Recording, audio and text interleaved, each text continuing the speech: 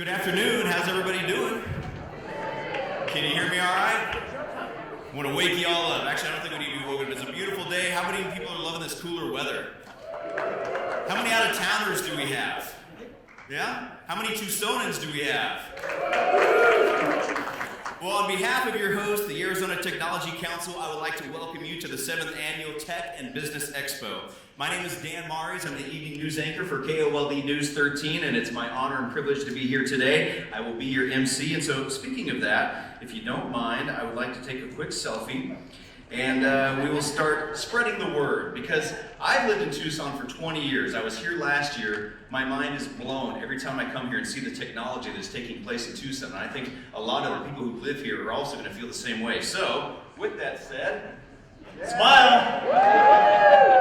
Right on. Hashtag 2019 Expo. How's that?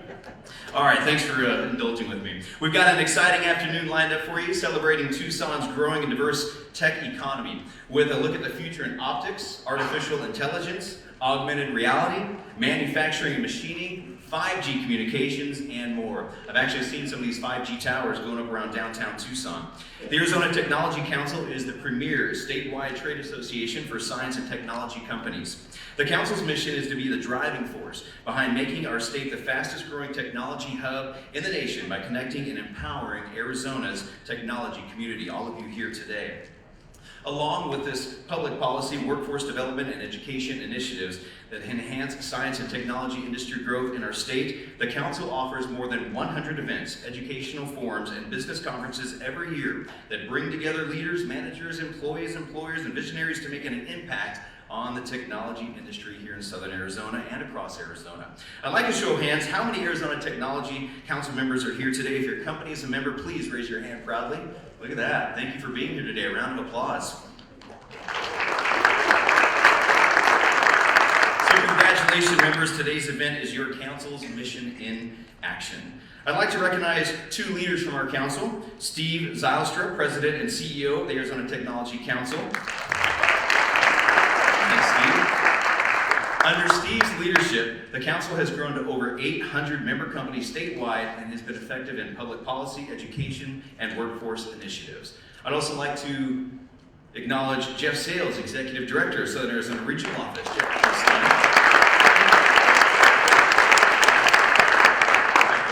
I can't see in the lights.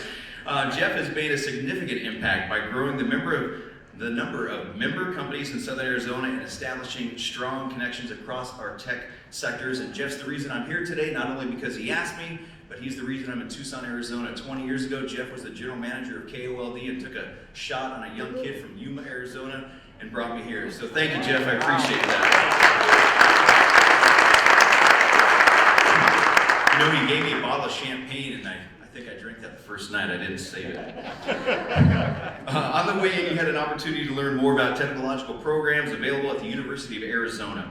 The university's pavilion is one of two special sections at this expo. We encourage you to also visit the council's Optics Valley Pavilion in the main exhibit area to learn more about Tucson's leading-edge optics companies. In just a few minutes, we'll also be recognizing outstanding expo sponsors who make this event possible. Now, a quick show of hands. Raise your hand if this is your first Tech and Business Expo. Right on. Well, welcome. Thanks for coming down. And thank you for coming. And we hope that you'll be inspired and impressed by what you see and hear today. When our keynote and innovator presentations wrap up at about 3 o'clock, we will be heading after the After 5 Tech Mixer. I really wish I could stick around for that, but I got to go back and anchor the newscast, and it wouldn't look good if I had a few drinks. That's going to be hosted by Cox Business, iSolved, and PADT. It's a party worth attending and kicks off with a champagne toast. Before we introduce our first speaker, please remember to make sure your cell phones are set to silent on vibrate. I'd like to welcome Mayor Jonathan Rothschild. Mayor Rothschild has been a very strong supporter of the council and the tech technology. Over the past 8 years, his leadership has spurred economic growth. Thank you, Mayor, for being here.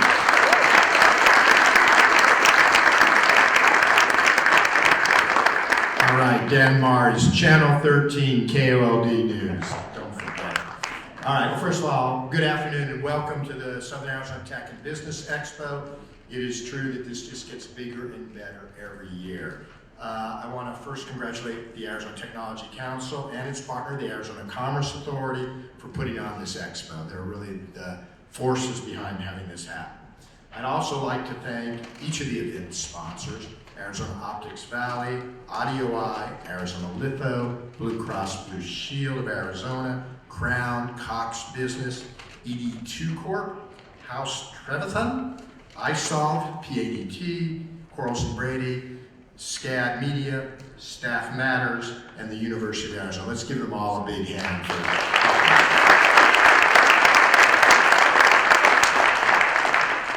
So this event gets bigger and better each year because our synergy, the power around our technology, gets bigger and better each year here in Tucson. And that's how things grow. When you start with one, it seems like you're out there isolated, and then two, there's somebody across the street. But pretty soon people start working together. And I know in any number of industries, the first or the second are always afraid of the third or the fourth, and then they realize, oh, good, there's that much more talent in this community that we can work from. And this expo is the largest technology expo in Tucson, and it really does showcase our strengths as a technology community. Tech businesses come to Tucson for lots of reasons. A principal one is the University of Arizona and the talent, expertise that is in its faculty and that it produces from the student body and its graduates. They come here also for well-established tech companies in aerospace and defense, such as Raytheon, in biotechnologies, such as Ventana Medical Systems, which of course is a homegrown company, and in optics. And in optics, we're about to hear from a wonderful keynote speaker, but the fact of the matter is we all talk now about clusters and partnerships. And in Tucson, the the Optics Valley Council was really our first cluster and remains today one of our strongest. Tech businesses come here also because we're 60 miles from Mexico. Caterpillar in part came here for that reason. They are a major exporter in our community and also then become a partner in manufacturing. So tech firms export goods and services to other cities and states as well as other countries. And we like exporting in our city because it brings money into our community.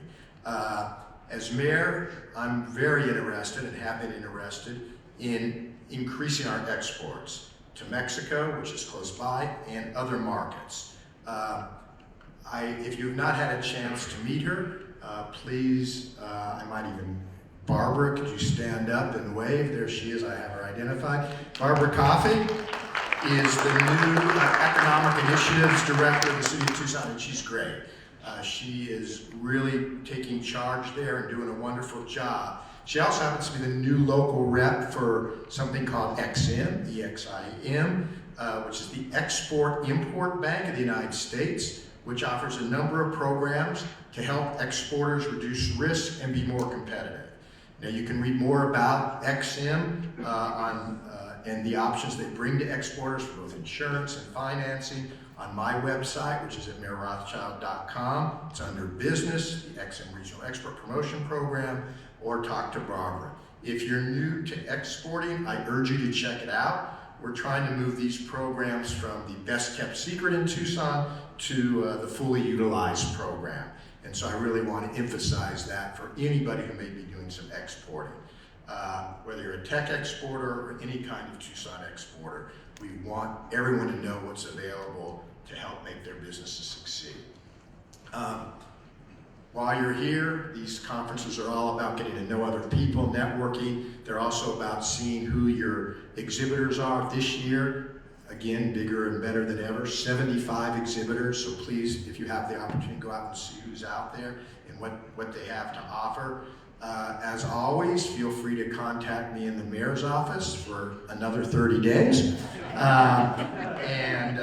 But Barbara Coffey is also available at Barbara, B-A-R-B-R-A, .coffee at TucsonArizona.gov. So anyway, thank you very much for being here. This is going to continue. Tucson is going to become a smarter city, a more vibrant city, and it's the tech folks that are going to lead the way. And so thank you for being here today. We really appreciate it. Thank you.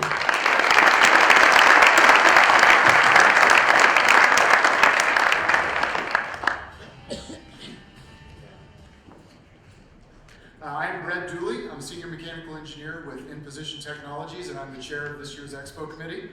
This event would not be possible without the support of our sponsors, exhibitors, and committee members. I'd like to introduce our 4 gold sponsors. The Arizona Commerce Authority is a valued partner of the Technology Council and has been a sponsor of this expo for 6 years now. The ACA helps attract and grow business in Arizona. Please help me welcome Krista McGarvey, Vice President of Business Expansion at the Arizona Commerce Authority.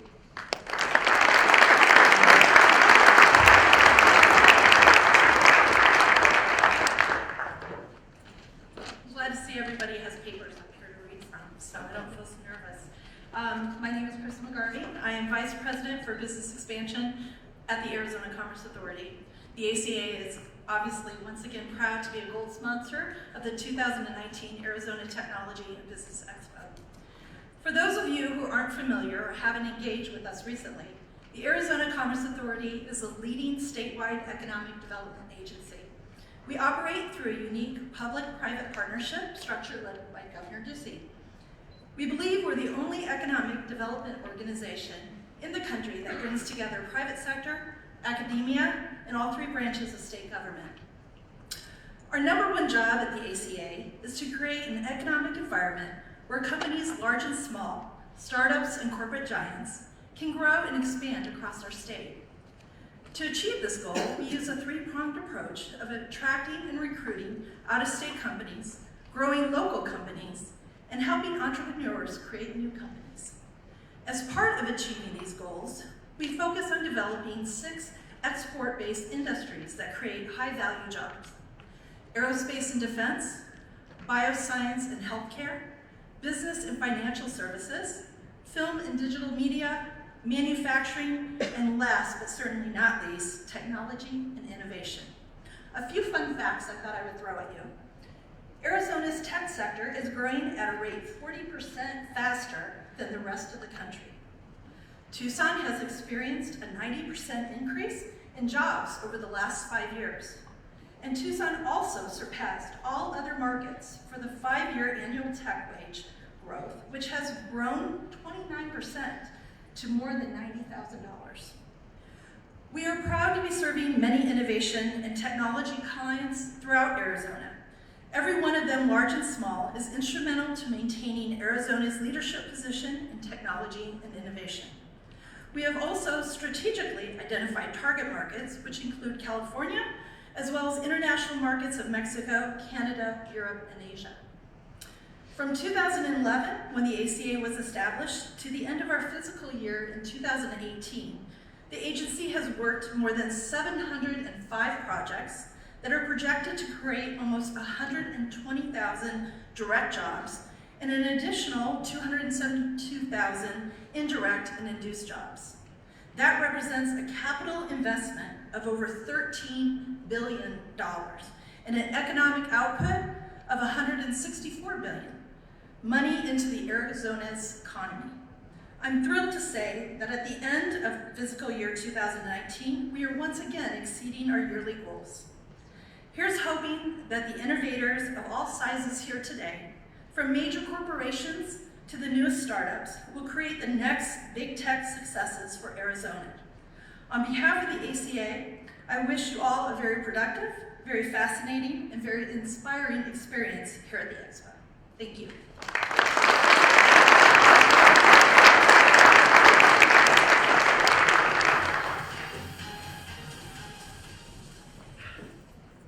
Thank you, Krista, and the ACA for your continuing sponsorship. Our second gold sponsor is Hexagon Mining. Hexagon Mining is dedicated to supporting the Council's efforts in tech growth in Southern Arizona.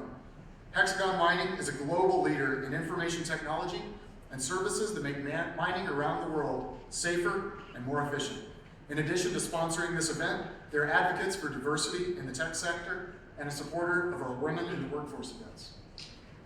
Please help me thank Hexagon Mining for its support of the Arizona Tech Council.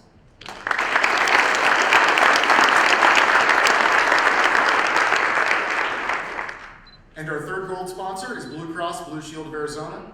As some of you already know, the Arizona Technology Council will be offering an association health plan for our members beginning in January. It is specifically designed to meet the needs of small to medium-sized companies, and Blue Cross Blue Shield will be the insurance provider. Please help me welcome Michael Greger, Vice President, Blue Cross Blue Shield of Arizona, who will tell you more about the plan. Okay. Thank you, Greg. Good afternoon, everyone, and good to be with you. It's great to be in Tucson. I reside in Phoenix now, but I lived here for 16 years, essentially raised my family out at 49ers. So special place for Tucson on my heart, so it's really great to be here today. I'm Mike Greger. I run sales and service for Blue Cross Blue Shield in the commercial sector. And we're here to talk about association health plans today. But before I start, I would really like to acknowledge Steve Zylstra, Jeff Sales, and the leadership of the Arizona Tech Council and their board for having the vision to really understand what this type of program could bring to the membership of the Tech Council. So we're excited to be partners with Tech Council, two great Arizona brands who are really going to be doing some good work on behalf of Arizona business in the tech sector. So very quickly, why establishing the Arizona Tech Council AHP? Battle for technology talent is very fierce. So you think about all of those mature companies, tech companies, and all of the startups who need to acquire some of that talent. Well, if you don't have good benefits to support, the opportunity that you might provide in that startup or early stager, you're going to be in a deficit in terms of trying to acquire that talent. So it's a key differentiator for employers. But there's been some recent changes in legislation which allow associations to act like large groups. So small employers would get the benefits of having a plan that essentially looks like a large group employer would allow. So, and that legislation just recently passed this spring. So health insurance is one of the largest annual expenditures. We all know that. It's always second behind payroll. So it's something that needs to be paid attention to. And we can customize, because of what the large group aspects of the Tech Council, we'll be able to customize some of those programs that maybe small businesses wouldn't be able to get on their own. So what is an AHP? So it's an association health plan. It's a program that's offered through an established association, and certainly AZTC Council is all of that, and certainly is something, a good target for this type of program. The non-for-profit status is key, in terms of trying to put this together, and it delivers a tremendous value once we get this up and running for all of the members in place. Who does an AHP serve? Typically employees under 100. This is going to be essentially a small business initiative. We probably distill that down a little bit more even to the 2 to 50 sector. And we certainly understand employers of all sizes participate in the Tech Council. So we'll be able to talk to them, but essentially the program is working for the small employers. So how does Blue Cross Blue Shield fit in this? So if you're going to undertake an initiative like this, would you want to use a partner that's going to have the type of reach that Blue Cross Blue Shield does?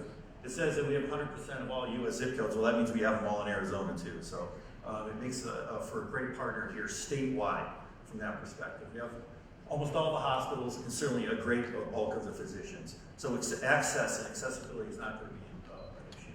1 in 3 Americans are with Blue Cross Blue Shield. So that gives us a lot of purchasing power when you think about purchasing healthcare benefits. And that's something that we can provide. We'll be able to manage the total costs. The notion that we'll be able to run this as a large group is really going to help to try to keep trend numbers lower than we normally see within the industry. We're going to have some plan designs that are specific for the Tech Council that you're going to be a little bit more aligned with how those businesses are run.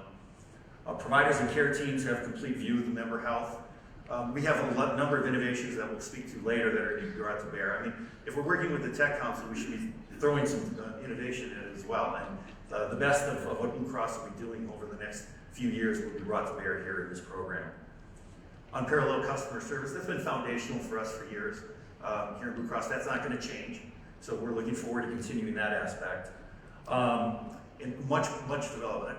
Just quickly, we've been in this state for 80 years, and we're very proud of that. And for a significant part of that time, we've been extremely reliable within the community. We understand that we have to innovate. We're a local business. We are 1,500 people at Northern and I-17 in Phoenix. We're not United Healthcare or Aetna. We're part of a big association, but we know that to compete in this market, we're going to have to continue to evolve. So you're going to expect to see great things from us over the next 3 or 4 years as we continue to do that. We're going to have both medical and dental options available for the employers, a variety of different plan designs. And we also understand that the Tech Council reaches a wide variety of different industries, and we're certainly going to be sensitive to that. I did mention some of the innovations coming. ShareCare is a partnership that we're very proud of. You may have heard of this. Dr. Oz is essentially the man behind it. So he'll be coming to Arizona in the beginning of the year for a number of programs as we try to roll this out. For all of you in the audience, you can download the ShareCare app now. It is co-branded with Blue Cross Blue Shield. We're exclusive here. And all the programs that are available to all of Arizonans will be available to you now.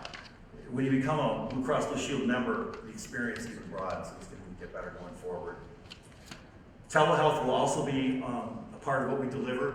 The front door of healthcare is changing all the time, and certainly technology is playing a big role in that. So we're going to have options that are available here too. One thing I'd like to point out, you'll see that there's a mental health capabilities or access. Getting access to good mental health providers is a real issue here in Arizona, and the notion that Blue Care Anywhere can provide for that is going to be a big help for folks that need that help.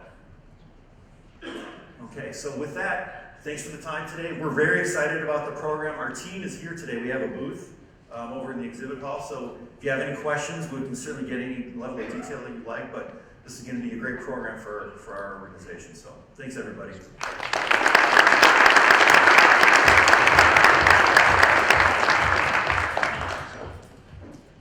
All right, thank you, Michael, and Blue Cross Blue Shield of Arizona for your support. Our fourth gold sponsor is the University of Arizona. The growth of Southern Arizona's tech sector could not be possible without such an exceptional university in our community. The University of Arizona is working harder than ever to supply technology and talent to help grow our already vibrant tech sector. Please help me welcome Stephen Fleming, Vice President, Strategic Business Initiatives, Research, Discovery, and Innovation at the University of Arizona.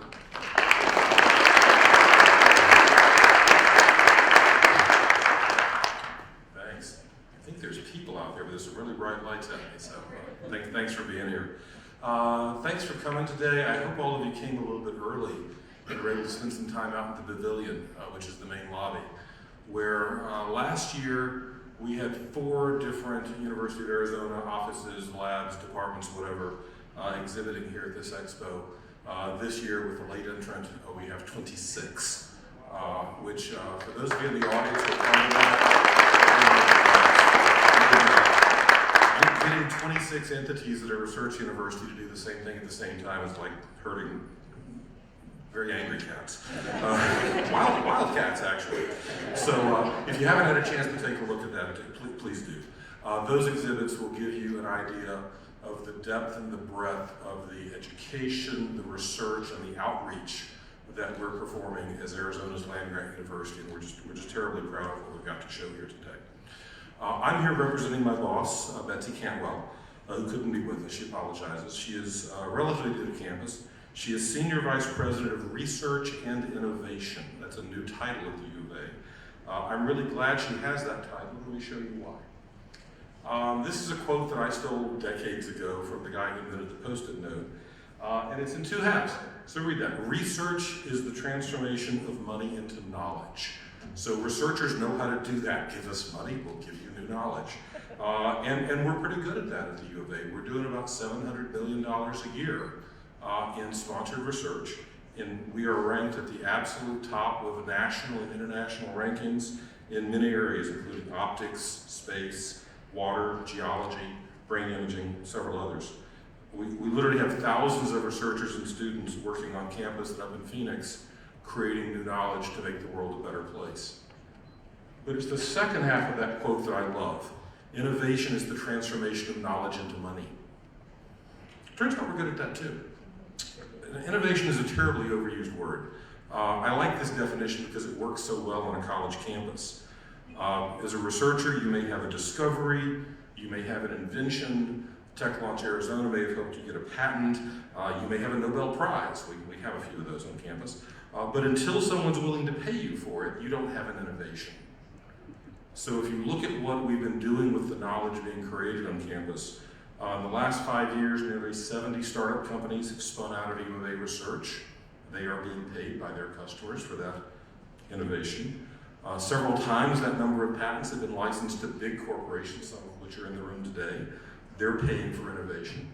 And we're just about ready to let you take a peek inside Arizona Forge. That's a new innovation initiative that will have its first operations just a few blocks from here in the heart of downtown Tucson. Forge will serve as a unique business innovation hub.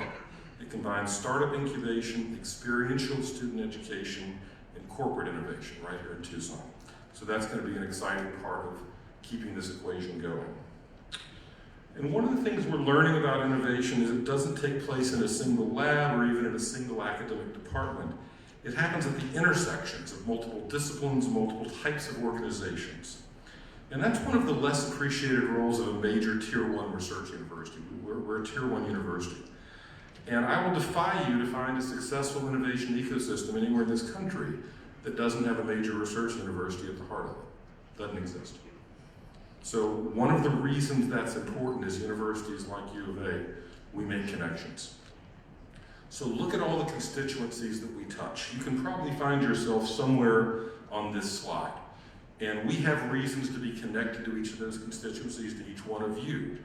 But we also have reasons to be connected to people you've never met and probably never would.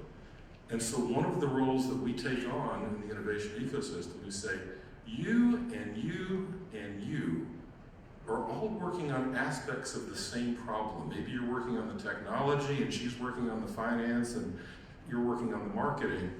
And we can say, y'all should talk. You know, let's convene a working group and get you folks together. And that's when innovation starts to happen, because you'll get those different constituencies working together and you'll find somebody to pay you for it. That makes it an innovation. And that's the sort of thing we're celebrating here today. We're celebrating that out in the pavilion in the front lobby, which I hope you have visited, and we'll be celebrating in the rest of the sector with other companies. So with that, it's a great time to be partnering with the U of A. We're open for business. It's going to be a great expo. Be sure to hit all the booths front and back. And with that, bear down. Thanks for having us here.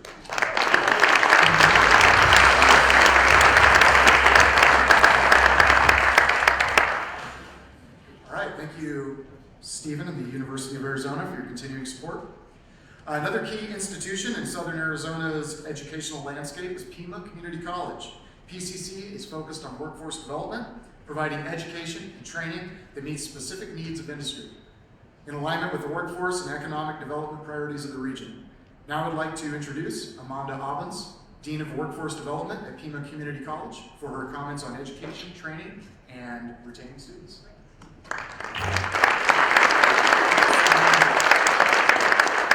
Thank you, Brett. Thank you so much, Arizona Tech Council, for the opportunity to be here today. I wanted to talk to you about a problem that we all have in common, and that is hiring a qualified workforce. In the tech industry, it's becoming increasingly more difficult. We feel it at Pima Community College in our hiring. You all are feeling it as well. So I want to talk to you about a solution that we can be your partners on, and that's the power of work-based learning. So right now we are in a job seekers market. We are almost at full employment. And it is increasingly harder to hire. And we see it all the time where our graduates have their pick of employers. Long gone are the days where you as employers could wait until graduation day and try to scoop up the best employers. That time is gone. We are almost at full employment. And the secret is not rocket science. It's about engagement with employers. It's about your engaging with our students, the U of A students, at the very beginning. You can't wait until the end. It's about early engagement, frequent engagement, and meaningful engagement. Lots of different ways you can do that. Work with us at Pima Community College so that you're meeting our students when they're entering the program. You're going on our campus, you're interacting with them. And we are, as many of you are aware, in the process of building out our centers for excellence. And we want to have you partners with us in our Centers for Excellence. So work-based learning opportunities. Lots of different ways you can join us with work-based learning. Work-based learning means that part of their education, they're coming and they're working with you. They're on your site. They're learning about your culture. They're learning about your business. You're getting to try them on. They're getting to try you on. It can be job shadows, internships, co-ops, or even apprenticeships. And so we at Pima Community College are committed to increasing the number of work-based learning opportunities for all of our students and for you all to be able to engage with our students. Specifically in apprenticeship, we have 2 new programs that we're developing, and those are our expanding community college apprenticeship initiatives in building, construction trades, and welding, and then our Arizona Consortium in manufacturing and mechatronics. We're working with Maricopa County and also Central Arizona College in Casa Grande to really develop those apprenticeships. So please contact us and be our partners. Learn more about how you can engage with our students so that you can attract and retain that quality workforce. We're all interested in making sure our Pima College graduates and our U of A graduates stay here in town with you. So please reach out and contact us and let us know how we can help you. Thank you.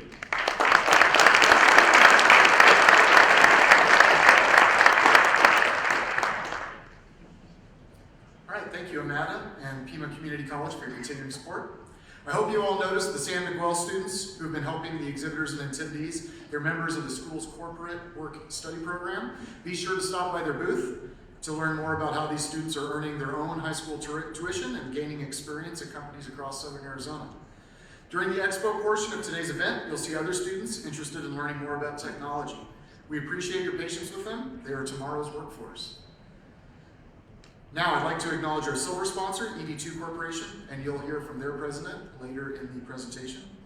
Please help me give a special thank you to our other event sponsors. Staff Matters, who's our registration sponsor, House Trevethan, our Wi-Fi sponsor, Crown Concepts, our parking sponsor, Audio Eye is our lanyard sponsor, which also provides ADA compliance for the Technology Council's website. Again this year, Quarles and Brady will be presenting the Technology Council's awards for Southern Arizona members. And the After 5 mixer during the expo portion of afternoon's activities are sponsored by iSolve, PADT, and Cox Business. Please give a round of applause for all these sponsors.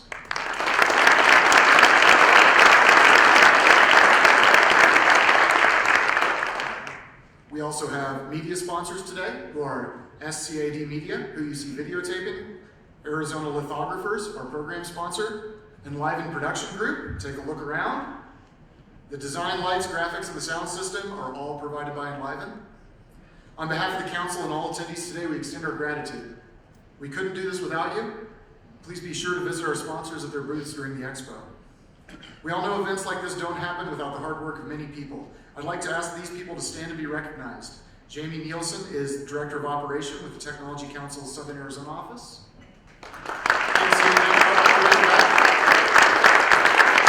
And our entire volunteer expo committee, if you would mind standing.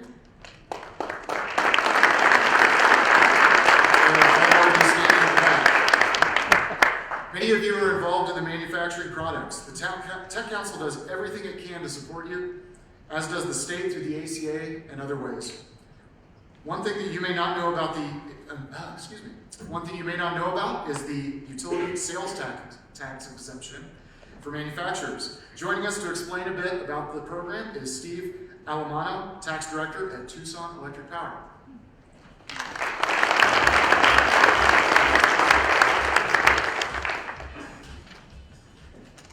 Well, thank you. I appreciate the opportunity to be here today. I'm a longtime tax person, and I know you're not here to see me, so this will be really brief. But hopefully it will be helpful for you as well. Again, as per the introduction, I just want to make sure that those of you out here who are engaged in manufacturing are aware that there is a sales tax exemption available to you. So we're going to talk about three things. We're going to talk about what do you have to be doing to be considered a manufacturer. We're going to talk about what you have to do to be considered a qualified manufacturer, which you have to be to get the exemption. And then finally, we'll talk about what you need to do to claim it if you're in the right box. So first of all, in terms of what is manufacturing, I could stand up here and give you a really technical quote from the tax code that the ADOR has, but basically, in plain non-Vulcan English, as Dr. McCoy may have said a long time ago, if you start with one thing, you perform some processes on it, and you come out with something different at the other end of the processes, you've probably got manufacturing. So if you cross that hurdle, then the next question that you have to answer is, well, do I have qualified manufacturing? But I'm getting ahead of myself because I know you don't want to hear me talk. The DOR does give some very helpful examples about what manufacturing is and what manufacturing is not. Sometimes you can't make these things up. So the very first example that they give in terms of what's manufacturing is if you turn wood pulp into toilet paper. I'm not making that up, that's really in there. So if you're in that high-tech business right now and you're not claiming the exemption, you need to get into it. There are also some things that on their face do not qualify, which you can see on the list below. But assuming, again, you're in the box where you've got manufacturing, then you have to consider whether or not you're qualified. And the way that you do that is there's a series of tests. There are 5 different things that you can look at based upon your presence and your activities in the state of Arizona. And there is a 51% threshold. Again, it's tax stuff, so we get really technical. If 51% of the activities you engage in any one of 5 categories, if you pass that test, then you are eligible for the exemption. And those tests look at things like the amount of gross income that you generate from the sale of manufactured products, the amount of square footage that you have in the state of Arizona that is dedicated to manufacturing activities, percentage of workforce dedicated to manufacturing, or the value of your assets here in the state. So if 51% or more of those things are involved in manufacturing here, then you can qualify for the exemption. So if you've also crossed that hurdle, then we get to the end game here, which is how do you make sure you're getting it? Well, as you might guess, since it's taxes, you have to fill out a form. And you have to, there you go, and you have to provide that to your utility provider. There's some very basic information that goes on it. And if you give that to me or my team at TEP, if you're a TEP customer, then we honor it and we stop charging you the sales tax on your electricity purchases from us. Once you give us that certificate, there is a 48-month life to that, so it lasts for about 4 years before you have to renew it with us. And also for those of you who are out there, if there are any of you who may not have realized that you can avail yourselves of this exemption, but do now because of this presentation, there's a 48-month look-back period as well. So you can go back retroactively and claim refunds of any taxes that you've previously paid for 4 years from the present filing period. I think really, quite honestly, that's all I got. So hopefully that was useful to you. If you're a TEP customer, please reach out to us. We help people all the time with getting these refunds. So thanks for your time.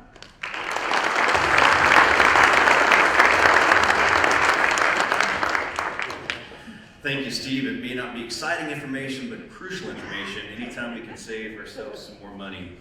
And as a TEP customer, thank you for not having any rolling blackouts like PG. Too soon? Nobody's recording, are they? It is now my pleasure to introduce today's presentations. For each presenter, you will find a full bio and professional achievements in your program. Our time today does not allow for Q&A, but please, we encourage you to follow up with these speakers during our After 5 Mixer and Expo later this afternoon. Our keynote speaker today is Dr. James Wyant, Professor Emeritus and Founding Dean at the University of Arizona Wyant College of Optical Sciences. You know you're a big deal when you've got a college named after you. Dr. Wyant has a long and distinguished career in Tucson, both in academia and as a highly successful serial entrepreneur. His topic this afternoon is the past, present, and future of optics. Please help me welcome Dr. James Wyant.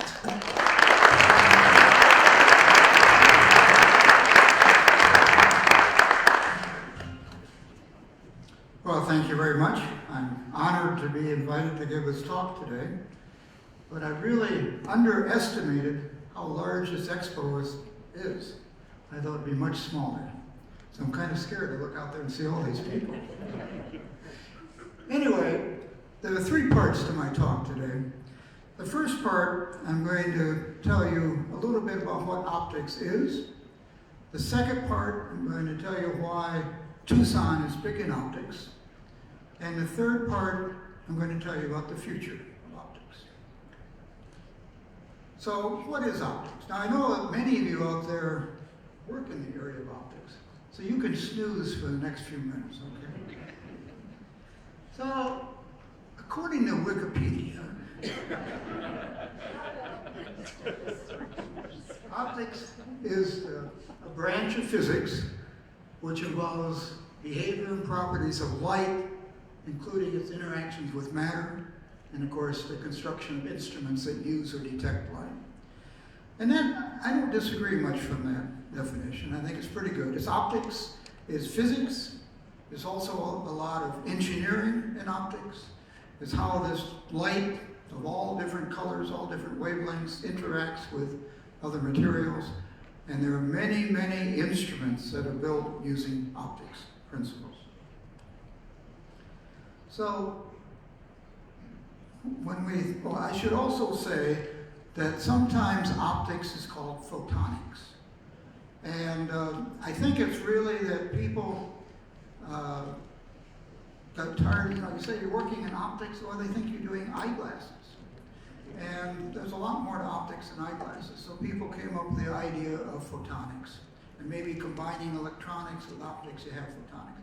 But as far as I see it, optics and photonics are the same thing. So, what is optics? Well, it is eyeglasses, as I mentioned, that's part of it. Lenses, mirrors, telescopes, microscopes, cameras. And until about the time that I graduated from high school, that was optics. And then an amazing thing happened. The laser was invented in about 1960. And the laser has changed everything. The laser, there are 2 properties of laser light that were not present in light forms before laser. One is, it's a really, almost a single wavelength. It's a single color. I might say, well, you have a red light bulb. Well, it's red, but it's actually made up of many different colors. The laser is pretty much a single color, and that gives it characteristics that are extremely useful for many applications. The other property of a laser is that the laser light can be focused to a very small spot. And that also means that if I shoot a laser beam out some distance, it will not spread very much. And these 2 characteristics, which are called coherence, spatial and temporal coherence, are the 2 things about a laser that really gave it so much power and completely changed the world of optics. So why optics?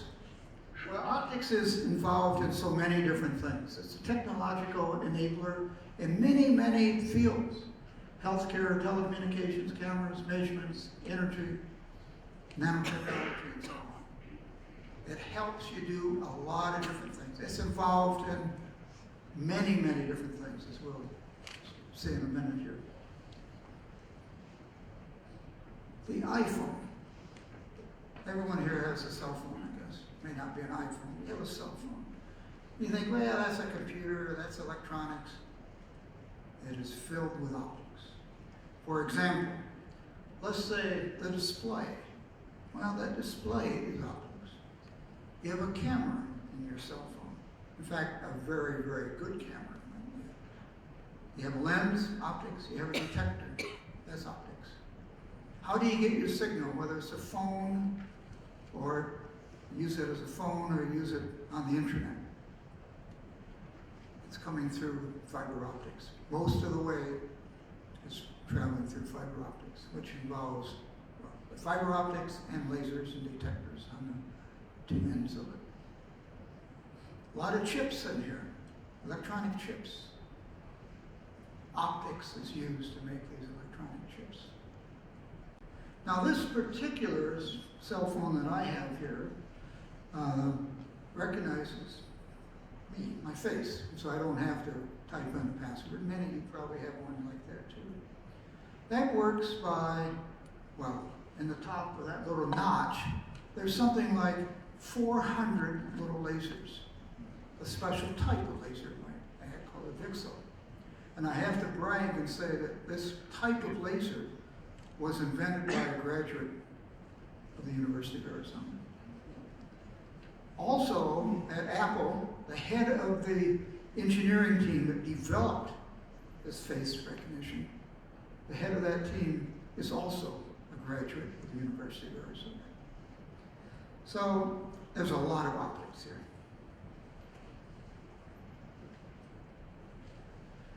Optics is really every place in our daily lives. I'm going to show you 3 slides here.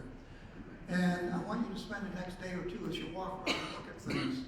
Realize, oh, there's optics there, and so on. You know, certainly the LED traffic lights, traffic radar, hopefully you won't see that. But, you know, fiber optic scanners, photocopiers, and so on. Laser welding, microscopes, laser surgery. We have a credit card with a hologram on it, optics. We already said cell phones and so on. And, you know, more and more items here. Optics is every place, so, you know, next day or 2, just kind of look at things. Oh, probably some optics there, and you'll be right. And optics is beautiful. I mean, that's the real reason why I got into optics, is that there's so many beautiful things in optics. 3 or 4 years ago, I was writing an article on soap bubbles, trying to get students excited about optics. And so I took hundreds of these pictures of these soap bubbles. I love them. And I have them all with me on my computer. If anyone wants to see a few hundred pictures, I can do that.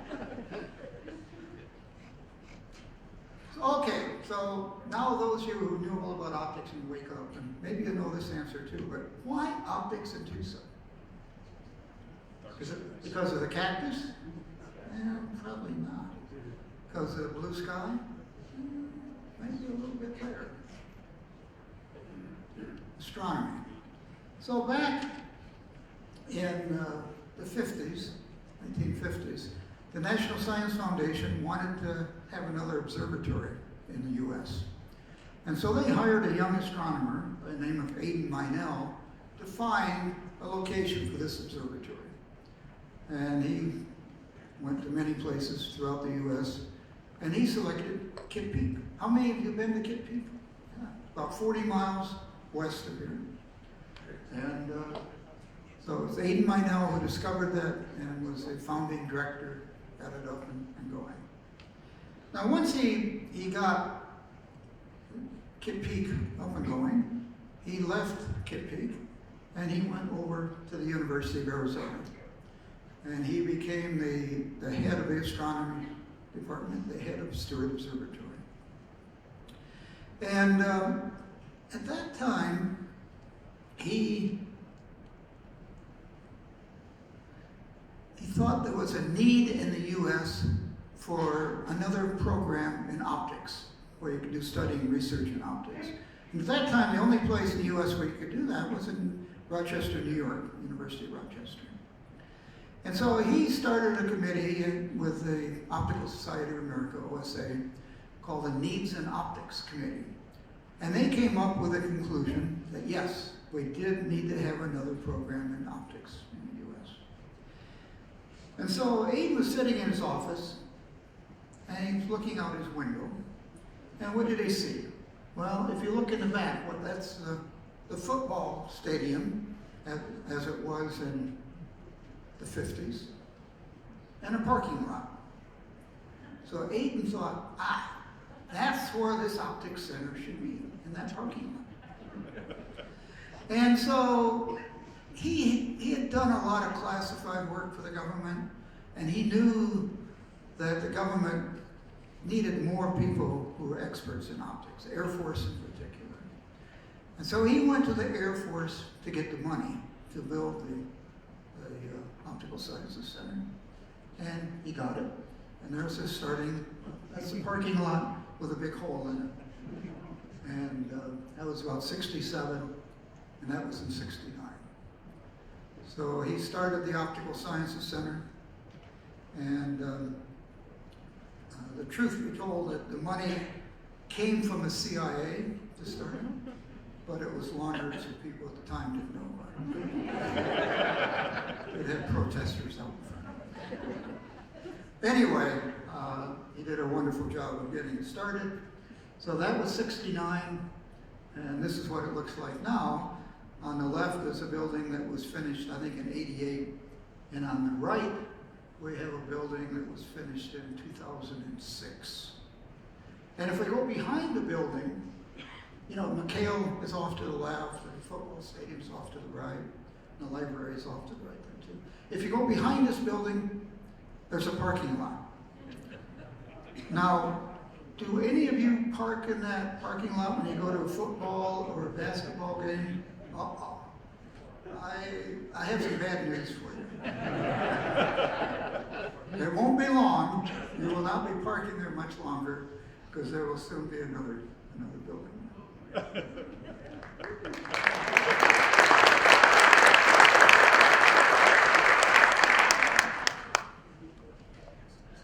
I'll just go through here real fast. We were founded in 64 by Aid Meinel, became a college 2005. It's the largest undergraduate and graduate optics education and research program in the U.S. And here's some numbers. I mean, there's optics people all around the university. Some of them have joint appointments with optical sciences, some don't. There's a lot of optics at the university. And it's about $40 million a year in research funds that we bring in. And these are kind of the basic areas: basic research, applied optics and photonics, and a lot of engineering. And I have 3 or 4 slides here. I like this one. Hong Hua on the right works in the area of augmented and virtual reality, but she converted some of her work to helping people who are legally blind be able to read. Optical computing will be here someday. It will initially be, or maybe always be, a combination of optics and electronics. Energy is a big problem the U.S. has. A lot of work on solar energy, a lot of work on efficient use of energy, of course, the new light sources that we're now using, and so on. And a lot of work on different types of lasers. This is a particular, what's called a fiber optic laser, very useful applications in the medical area, and a lot of imaging in the medical area. So that's just a little bit of what goes on there. I think we have an exhibit out here. I'm not too sure how long that's going to be out there, but we're not far away. Come down and visit us. The Mirror Lab, Stewart Observatory, makes large mirrors. They started making these in the basement of the building, but they got so large you couldn't get them out of the basement, so they moved them to the football stadium. And of course, in the process of building the world's largest telescope, telescope made up of 7 of these mirrors, each one 8.4 meters in diameter. Enormous, 10 times the resolution of the Hubble. So, the future of optics photonics. This is the tough part of the talk right here. What is the future? Well, whenever I have a question about something, I go to Google and I search Google. Well, I found out that Google is pretty good at predicting the past. But it's not so good at predicting the future. So then you might ask, well, how good is Jim Wyant at predicting the future? Well, he's not so good either, it turns out. But the one thing about me is I generally underestimate. Like, I underestimated how many people. And several years ago, 4 of us started a company called Wyco. And we thought, well, it's good business in using this particular optics technology to test optics. And there was. We did fairly well. But we didn't see the real elephant in the room, I guess I would say. Because computers were coming along. Every computer then wanted to have a hard disk drive in it. Every hard disk drive had 2, 3, 4, 5, 6 recording heads. These recording heads were hard to make, and every single one had to be tested. And lo and behold, what we had developed to test optics could be used to test these recording heads. So the business we ended up with ended up being much, much, much larger than we ever expected.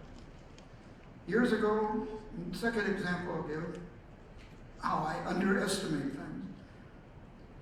Years ago, we wanted to build a new addition to optical sciences. And so I went to Peter Likens, who was then the president of the University of Arizona, and I told him what I wanted to do. And I presented a business plan to him, saying, you know, if we build this building, this is how much our program can grow in number of students and revenue and so on. And I felt a little guilty giving that business plan to him because it was so optimistic that I wasn't real sure. Well, it ended up, we exceeded everything I had in that business plan by a long way. So I think while I'm not good at predicting the future, generally my mistakes are not predicting it as good as it actually is. So what is the future of optics photonics? Well, be truthful, I don't know, but there are a few safe things I can say. It's going to be big in energy, in clean energy. It's going to be big in, well, solar energy we already see. It's going to be big in laser fusion. At some point, it's big at saving energies, light sources and so on, and sensors. There's a lot of optics business having to do with energy. Communications, we see that now in fiber optics, but we also see 5G coming along, and the demand for, lots of bandwidth is going to grow and grow and grow, and optics is going to be big there. In manufacturing, that's essentially the businesses I've done. That's what we did, was measure things for manufacturing. You cut things, manufacturing, and so on. It's going to be a big business for optics there. In sensors are going to be every place. You're going to have self-driving cars that you really feel safe in, and optical sensors all over the place. There's going to be sensors in areas to help us save energy and so on. Sensors are going to be really big. I would say of the 4 items up there, sensors is the largest of the 4. The 5th area is even much larger than that, and that's medical health area. It's already big. If you go into a hospital, and I hope you don't, but if you go and look around, you're going to see optics every place, every procedure, everything they do there seems to have optics. There's enormous growth there. But what is going to be far bigger than any of these things? Any ideas? Well, I don't know what it is. But the thing I know is that it's out there. 10 years from now, I'll be able to tell you more. There are I just feel it in my bones, Optics gets into so many things. It's going to grow like crazy. I'm very optimistic of that. But that's the good news. Let me tell you the bad news. We are not the only ones who know that optics is going to grow like crazy. And as you travel throughout the U.S., you see a lot of other communities that are really pushing in optics, universities pushing in optics, industry pushing in optics. Throughout the U.S., you see that. You go to Europe, and it's even larger. The funding, they call it photonics there, but the funding for optics and photonics in Europe is large. And they're both at the university level and the industrial level. Go to Asia. You go to South Korea, again, very large. Go to Japan, very large. And then you go to China, enormous. I've seen huge buildings there, new buildings being built, filled with so much equipment. It makes me jealous that we don't have the equipment here.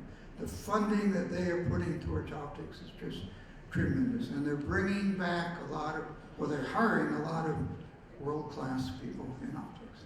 So while I think the future in optics is fantastic, the competition is going to be very fantastic. We're going to have to work hard, and we're going to have to invest a lot to make sure we get a good portion of the business.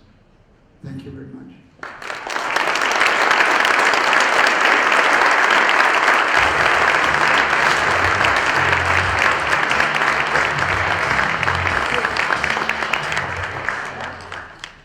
Thank you so much, Dr. Wine, for your excellent presentation. I'd like to talk to you a little bit more about that CIA funding. That might be a good story.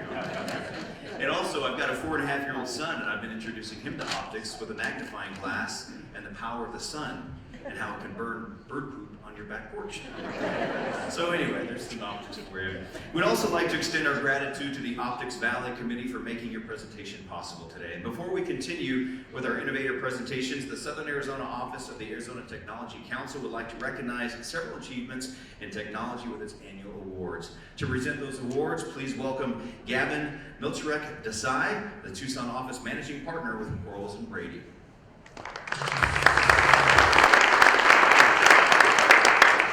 Now, the first two awards were presented at the State of the Council breakfast in September, but I'd like to briefly recap those here now.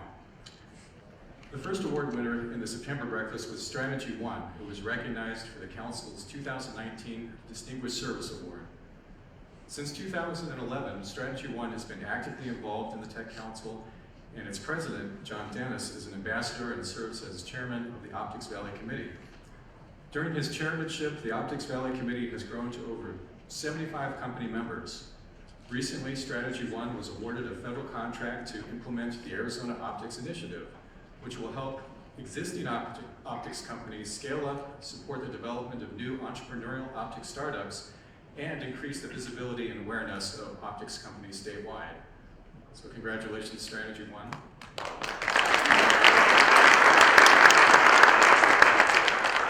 And then the second award that was presented at the September Council breakfast goes to the University of Arizona, who was honored with the 2019 Southern Arizona Technology Council Member Organization of the Year. This distinction is in recognition of the university's new strategic plan, which encourages a more outward-facing, community engagement approach.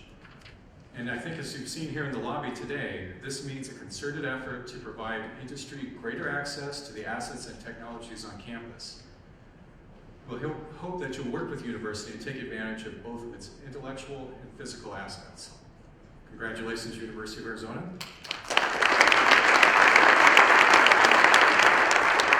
And then on to the two award presentations for today, the first one of whom is for the Innovation Leader of the Year, which is being awarded to a company that's designing new technology for satellites in orbit and enhancing communications on Earth.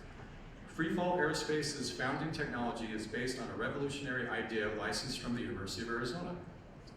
Freefall has developed patented products that will dramatically increase the amount of data satellites in low Earth orbit can send to terrestrial receive sites, as well as products designed to speed 5G communications on Earth.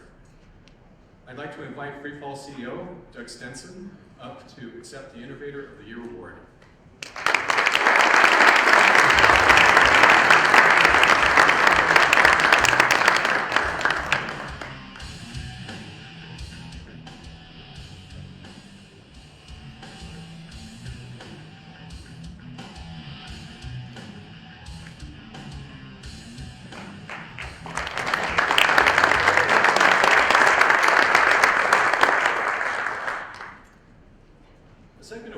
For the Manufacturer of the Year, which is a company that has grown over the years to be a premier provider of electronics and circuit boards.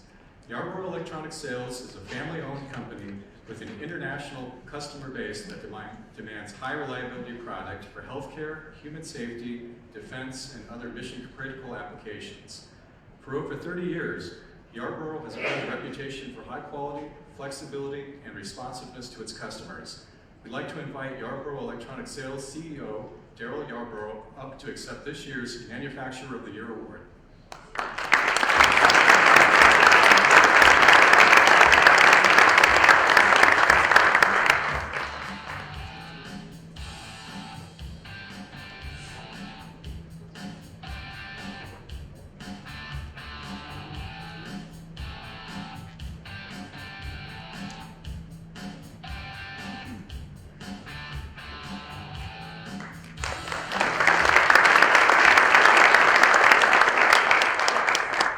On behalf of the Quarles and Brady and the Council, we congratulate our winners. Strategy 1, University of Arizona, Freefall Aerospace, and Yarborough Electronic Sales.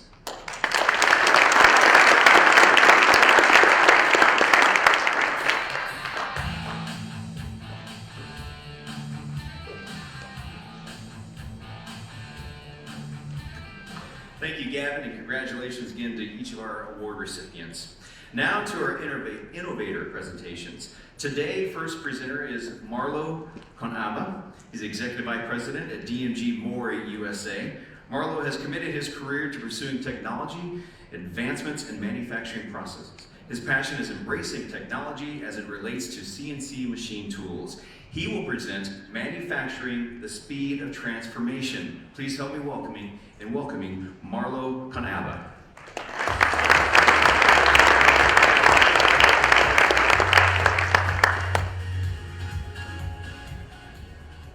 Thank you, and it's great to be here this afternoon.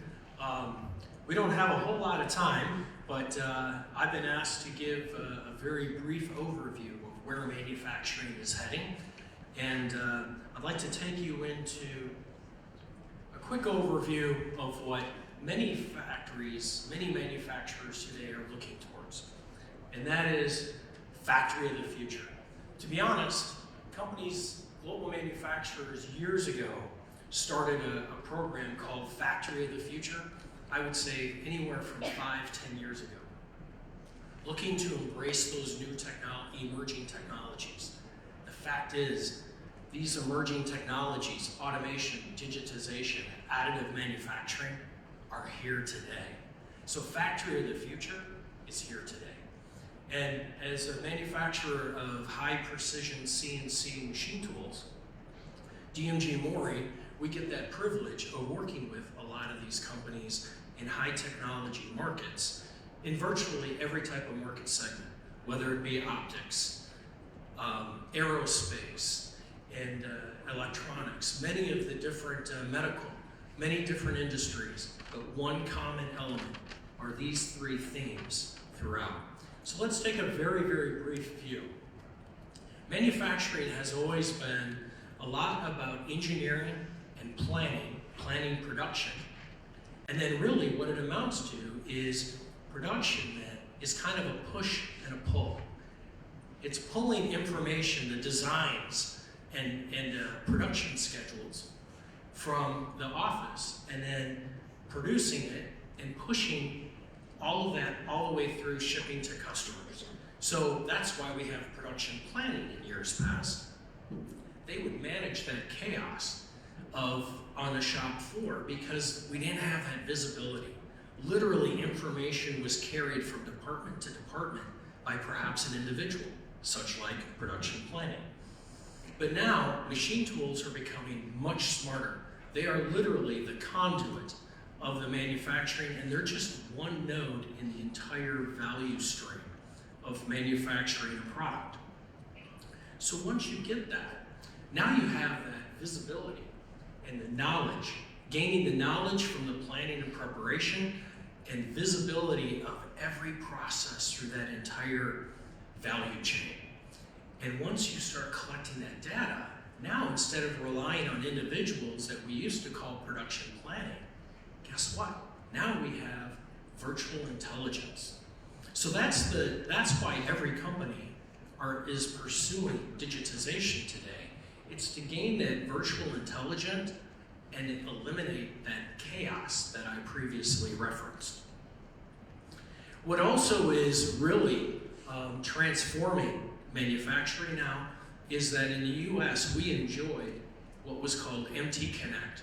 It was a protocol for machine tools for connectivity, but it was really just a reporting function. Now there are global standards that are coming out that will actually not only push data, but pull it. So read, write. And as a global standard, this will infiltrate manufacturing very, very quickly. So that's a little bit about digitization. If we think about automation, and I mean specifically automating shop floors, production environments, we like to all think of those automotive commercials where the multiple robots are coming in and working on a car frame. But in reality, automation used to be very specific to higher end or higher volume production. Today, from the very smallest, from the smallest shops to the very largest production, automation now is extremely relevant. Many manufacturers used to look at reducing labor and dependable production volumes and quality, but now there are so many drivers within automation. And think about it, for digitization, it depends on data. Well, guess what?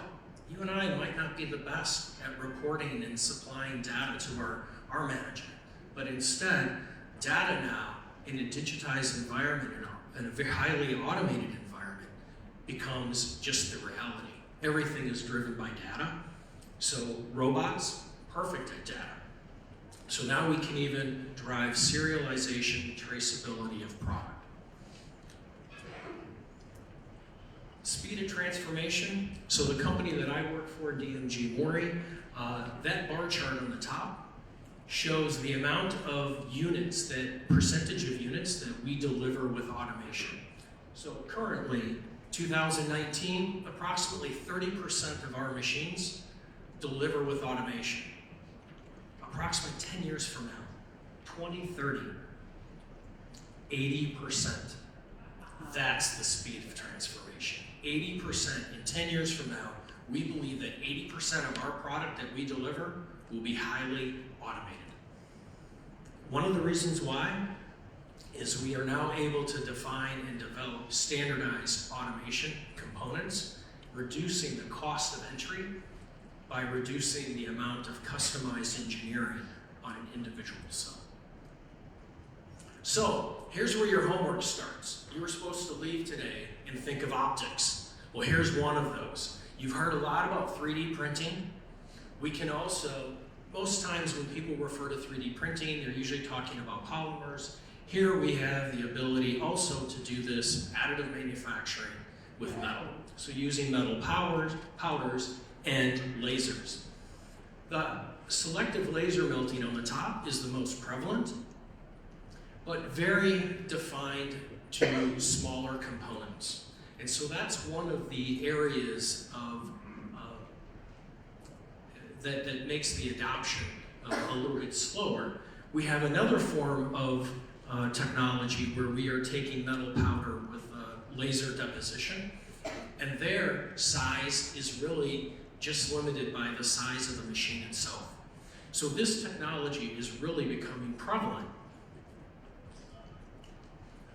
But design standards have to change. So generally speaking, if we look here, this is the typical design convention. We look at the design constraints, so we have a couple of holes, and then we think about material that we need to machine. So we think about the principles of machining and how it defines our part, and then of course there's assembly. But really, additive manufacturing, it's a complete different paradigm. Now, what we need to do is look at where those holes are and begin thinking, instead of removing the material, adding. So now all of a sudden the part looks completely different. This is a real part. This is a real component to our machines.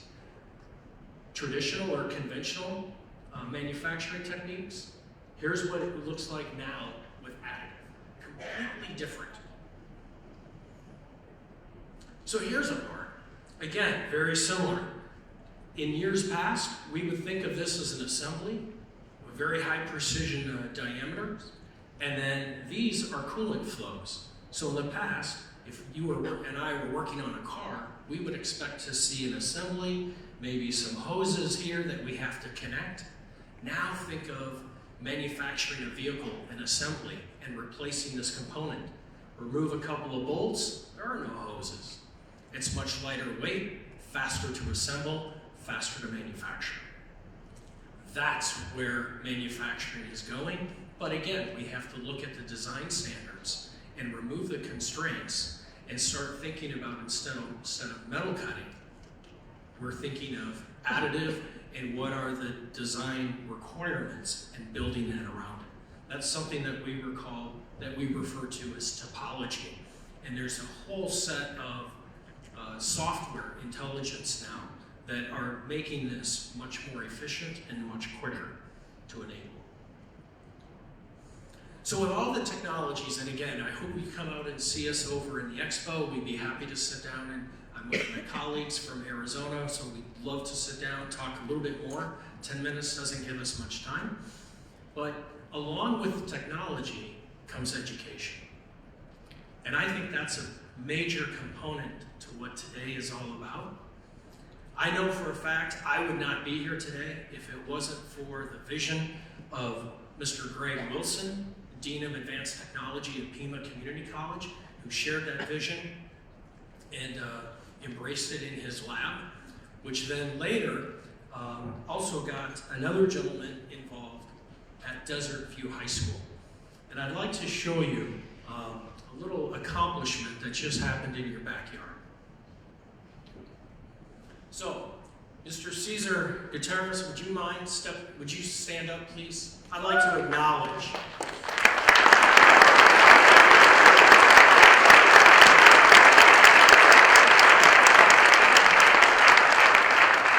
So, what a huge accomplishment right here in Tucson. And he has deservingly so received several awards over the years. He has been from the Arizona School Board, the CTE Program of the Year, and also won the National Advanced CTE Award for Excellence in Education in 2016. His program now has over 300 students. And seniors earn numerous credits in certifications and even dual credit for college. I have had the opportunity and therefore the honor today to acknowledge his accomplishments with his students, but his passion for this industry and his students, the commitment, is just absolutely incredible to experience, and it's truly inspirational. Cesar, thank you very much for all that you do for students and for manufacturing.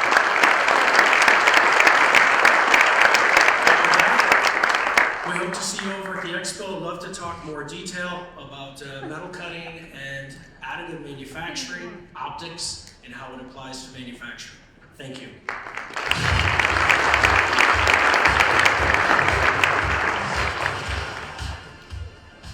Thank you very much, Marlo. Mr. Gutierrez, it's nice to see you. We had you on our newscast the other night. Thanks for doing what you do for all those students.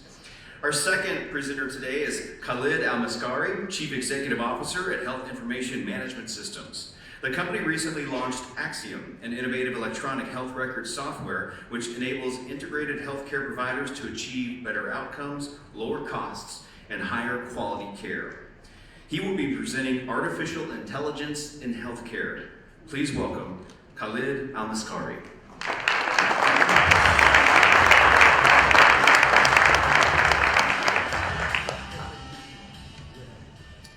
Thank you. I'd like to thank our host, the Arizona Technology Council. I'm very excited to be here today and share with you my thoughts on AI and healthcare. So let me start off by showing you this graph. Technology, we learned from Moore's Law, has an exponential trajectory.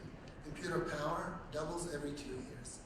Back in 2000, almost 20 years ago, the computer power got to the place where it was equivalent to 1 insect brain. Here we are, almost 20 years later, and computer power now has jumped to have the power of 1 mouse brain. But here's where things get really fun. By 2040, and because of the exponential nature of how technology advances, computing power would have advanced to where a computer would have the power of 1 human brain.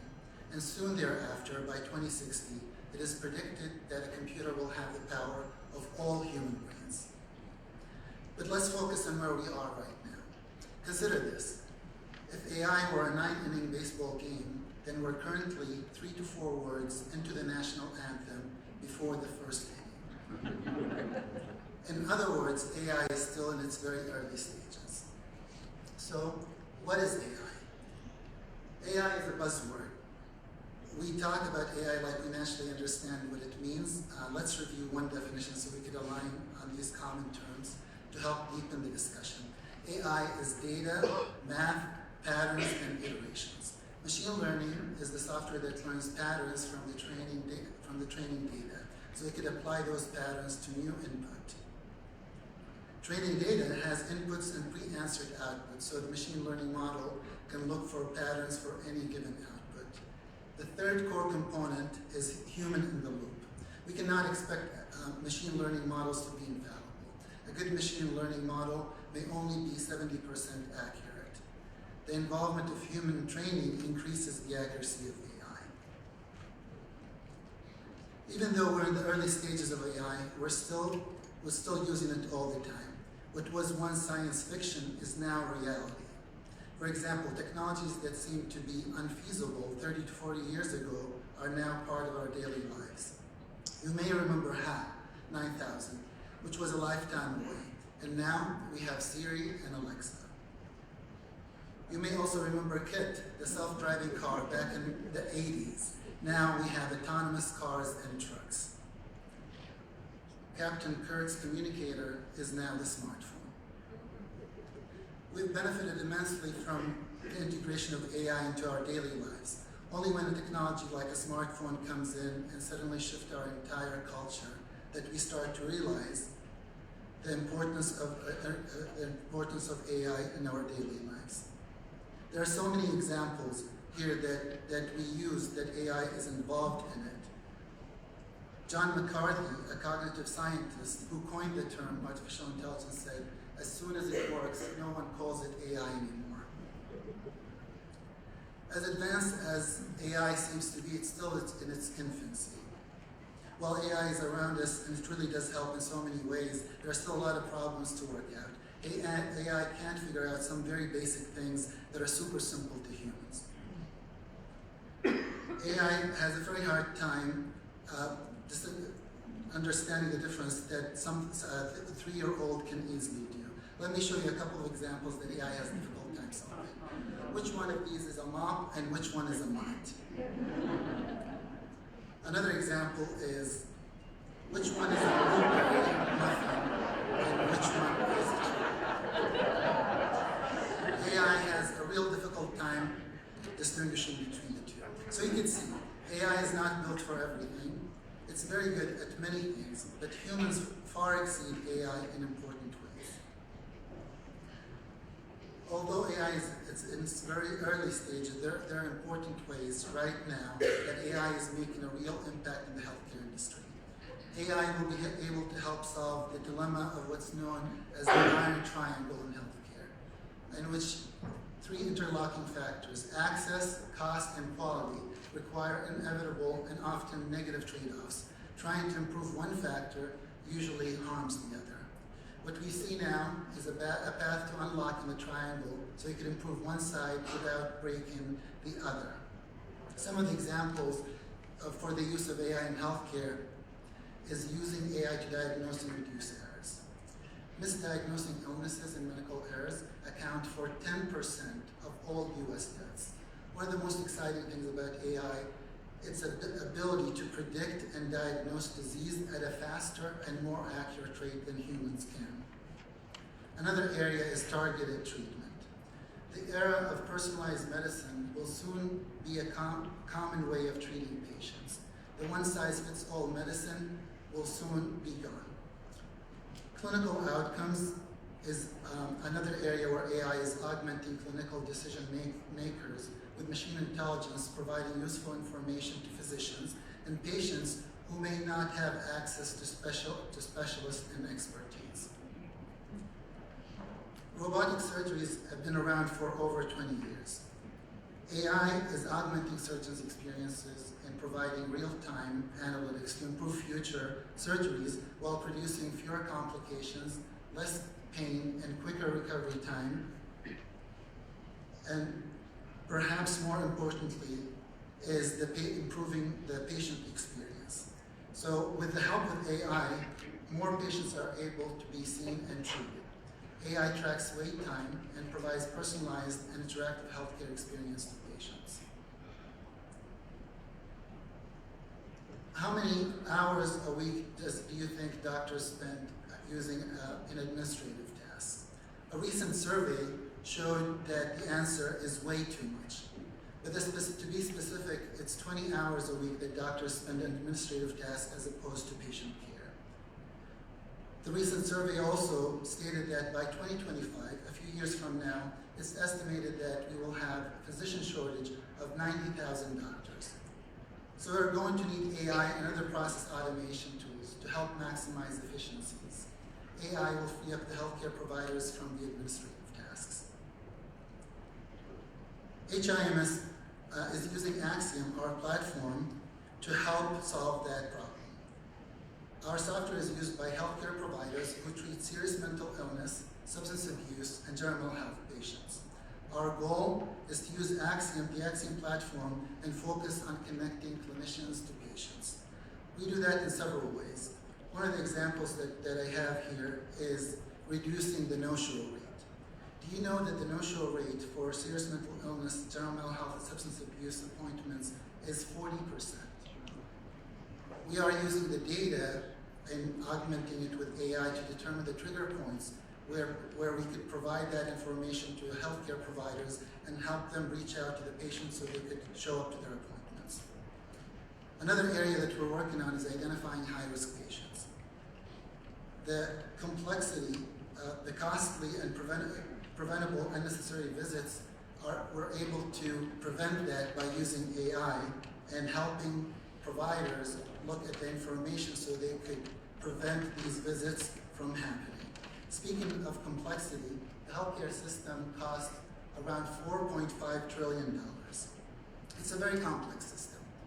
One of the areas where there's so much problems is getting payments. We're using AI to predict healthcare payments. We look at the claims, we figure out the best ways to send them and the amount of time that it takes to get those claims paid. One biggest area that we're working on is automating medical note-taking. Have you ever been at a doctor's appointment and realized that the doctor is not looking at you, but instead is focusing on a computer screen? What we're doing right now at HIMS is we're removing the computer from the exam room. We imagine the day where your healthcare provider is talking to you without having to focus or look at a computer screen. Although AI has transformative power in healthcare, AI's impact promises to be truly life-changing. In conclusion, I'm really excited about what AI is bringing to the healthcare industry. At HIMS, our best-in-class Axiom platform is using AI that's available today to solve real healthcare problems for both healthcare providers and patients today. Thank you.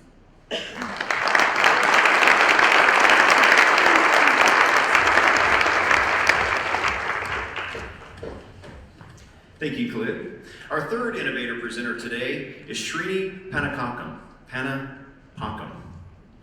Vice President and Sales and Business Development at Mistral, a subsidiary of AZTC. Srini has been involved in multiple augmented reality and virtual reality projects and has contributed to the growth of Mistral as a leading global technology company. He will be presenting augmented reality, virtual reality, evolution, and usage for gain in productivity. Thank you, Srini.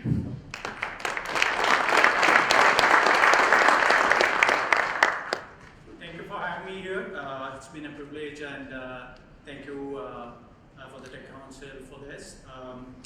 So basically, I'm just going to talk about AI, VX. So before that, I think just want to tell a couple of words about AZTC. We have been a young company in the area, though not in US. We have been in other part of the US, like Peoria, California, and other places. But here we have been here for about a year now, and we work with mining, aerospace, and manufacturing industries, and we are very happy to be here and the responses we are getting here. Thanks so much.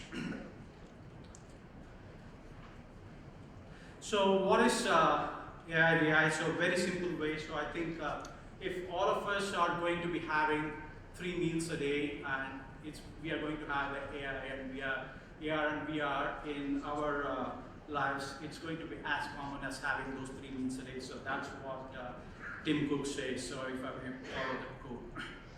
Just want to talk to you about the evolution of AR and VR here. So how it started.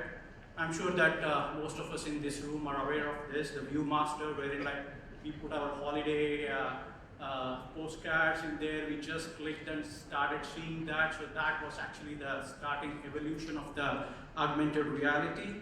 And then that's when we started. And then this was like a telesphere mask, which was actually invented in 1960 by Morton Healing. So this was actually one of the first head-mounted device, and he was a cinematographer. He actually invented this so that people could actually wear this and see that like in surround sound or like a vision and all those things. So it's basically all the imagery, stereo sound. This is what was part of this. So this was actually invented in 1960, and then this was like a head side. So this was like in 1961, military used it to see dangerous situations. So you could stream from the like remote locations. So this was basically used. This is a very interesting thing. So Sensorama. So if you're driving in the lanes of New York, you're going on a motorcycle, you want to get the real life experience of how it is getting the smell of your hot dog from the street vendor, this would actually simulate the whole thing. So this is basically the Sensorama, which was invented in 1962. And then we have this Air Force Super Cockpit, which could actually put the maps on your helmet. It could lay down a lot of things. So it's like if your all the avionics data, then your all the simulated data, maps, everything can be put. So this is not AR. I mean, AR, VR is not something which happened over the last 10 years. This has been happening, the evolution is happening since 1930s. So this is 1988. This was a device which NASA used to viewing all the remote video cameras. Then this is one of the projects that we were involved in, and in fact I'm very glad to say that actually Google Glasses was actually kind of their initial design was based on this. One of the co-founders of Google Glasses, he came to CES, Consumer Electronics Show in Las Vegas, and he saw this, and they actually started working on the Google Glasses after watching this design. So we are kind of, I could say this is the precursor to the Google Glasses. And then of course the Google Glasses, though it was not a commercially successful, I think the whole world talked about AR, VR, probably the people started talking more about that only after seeing the Google Glasses. So if you see the global augmented reality market, it's about projected to reach about $571 billion in 2025, growing at a compounded annual growth rate of about 63%. And then, so this is what we are looking. So today I'm going to talk mostly about the B2B. I'm not really talking about B2C because a lot of businesses, how you can actually use about B2B, this AR and VR in the B2B domain.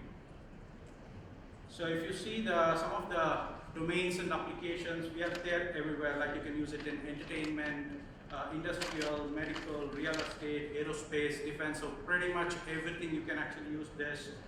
So this is not just like the device. So if you see the Google Glass, it was just the device. But here what we are doing is it's going to be an amalgamation of the device, the software, the system, because you need to integrate the people, process, and the work that they are doing. So this is for the B2B that you are talking about. This has to be an amalgamation of everything over here. So this is the kind of thing I saw that today actually before coming here. I think predominantly there is industrial and healthcare here. So if you see the industrial sector, they are going to be about $230 billion in the AR VR by about 2025, and if you see the healthcare market, it's going to be about $7 billion. So that's the kind of market we are talking over here for the AR VR. And if you see in the industrial, what kind of a thing? So I'm sure that there is a crisis point. I think Amanda was saying earlier that there has been a lack of manpower. There is not enough manpower. But I think the biggest problem we are facing is the baby boomers are entering into retirement, or they're already retired. You need to make use of their knowledge. And it is a proven fact today in the aerospace industry, oil and gas industry, that there is a severe lack of knowledge transfer, knowledge management. There are no people to train the people who are actually coming out of college. So AR and VR is actually an answer to that. So how do you make use of their knowledge without letting them travel? They may not be able to travel, but still you need to make use of that knowledge. So the answer lies in AR, VR. So this is the way basically you are going to use it in training and development and things like simplified assembly instructions. So you have everything over there. So all you need to do, your hands are free. You're able to see what you need to do in your glasses so that the people are able to work on that. Then you're looking at efficient maintenance, repairs, customer support, all the factory maintenance, machine. Then you're looking at remote technical help, which is again very crucial. So your person coming into like a assembly line, or he's coming into like a maintenance, a lot of this factory work. So you are able to have a remote technical help. One person sitting remotely is able to help multiple plants. So that's how we are able to bring in AR and VR into this. Increasing the worker productivity, although you're also looking at virtual visualization of the manufacturing process. You can actually see, before you do it, you can actually see in the glasses how to do that. So the complete virtual visualization happens over here. Packaging and warehouse. In fact, DHL did sponsored a study wherein like they found that workers actually go and put the package in a different place, and they start looking for that in a different place. So there is a lot of loss of productivity and time because of that. So by using the AR and VR, what they do is they can actually figure out, because they have a small gadget over there, so they can actually go and figure out where exactly they have put the package and pick it up from there, and the productivity increases about 20% because of that. So now a lot of these logistics companies have started using this. And of course the QA. So healthcare is another big market which is used. So all this improved patient expertise, telemedicine, and you're talking of doctor consultation, remote consultation with your expert coming in. Then we are talking of the data visualization, body mapping. In fact, you can do the complete body rendering. So by having a AR glasses, I can do the 3D rendering of the entire human body. So the professor, instead of just looking at a 2D picture or like a presentation like this and explaining, he can actually walk around because the body is rendered, and the students can actually visualize what the professor is telling. They can look at each and every part of the body, they can do that. So those kind of data visualization, body mapping can be done using AR and VR. Then we have got this interactive patient information. Then we are talking of like advanced diagnostics, risk assessments, surgery assistance. So a lot of things there. So how is AR and VR shaping up? I know I have got very less time, I'll just rush through some of these things. So I think Tucson is known for optics, and I think AR and VR, one of the main things here is the optics. So we are talking of monocular, binocular displays, micro displays, projection displays, waveguide, everything is only optics. And it's all about optics over here because that forms the core of AR, VR. And AR is getting adopted in artificial intelligence. So you're talking of like things like Snapchat and things like that, where you're actually putting like a bunny ear or like a doggy ear kind of a thing you can superimpose on your face. So this is actually a combination of AR and AI. So those kind of a thing, augmented reality with artificial intelligence. So built-in eye tracking, so you can actually wear a AR glass and look around. So you are actually, that glass is moving around and you can see the picture the way it is there. Then completely natural hand coordination. SLAM is a very important thing. Basically, SLAM is simultaneous localization and mapping. So if you're having your Zumba robot, some of them cleaning your home, basically your SLAM is the algorithm which is there, but you are having the same SLAM is integrated into the AR also. So I'm having a small presentation about how it is used in a real life scenario.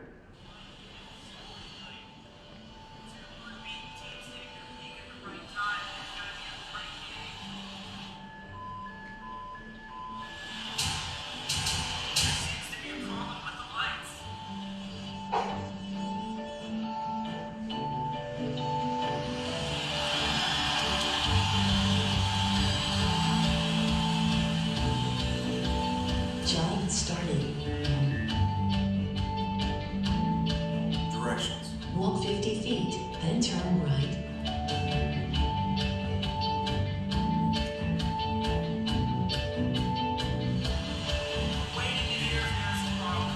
Warning, confined space.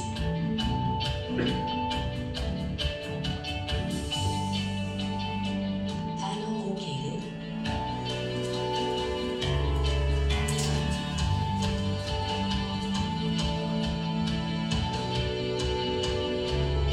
Enter code 72.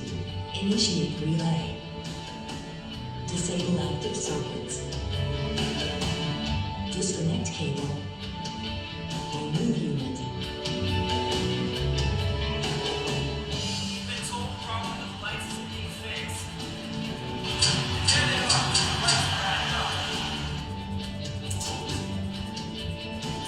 Call Phil. Calling Phil. Yeah, this doesn't seem quite right. Let me take a look, I'll take you through it. Hit the relay button. Okay. Then 784. Got it.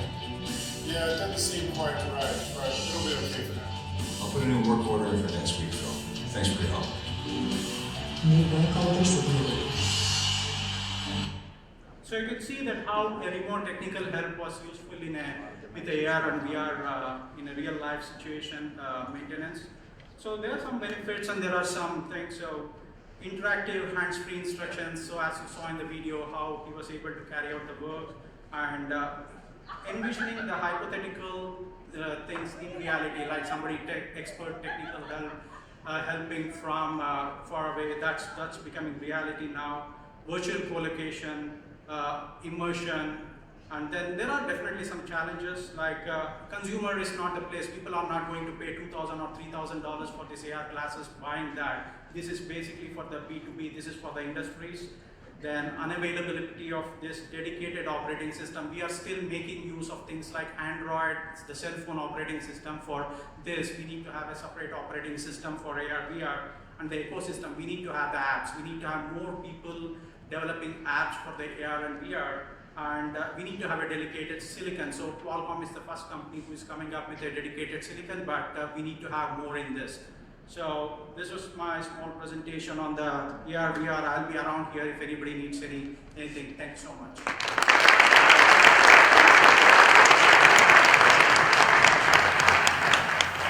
Thank you, Sri.